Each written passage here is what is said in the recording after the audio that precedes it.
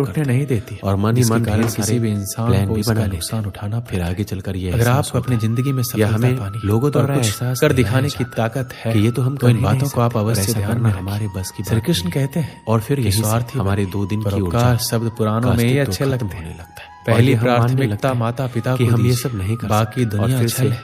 उसी ढर्रे में रिश्तेदारी ढल में जाते तीसरे हैं, व्यक्ति जैसा से कि अपनी रोज के समस्या का सामान्य सुझाव लेना जिंदगी बंद जीते कीजिए और खुद आपके को आगे दुखी बढ़ने होने वाले से किसी सपने को यही घंटा शुरू फर्क होने नहीं से पहले ही पड़ता। अंत हो हंसते जाता है। रहिए।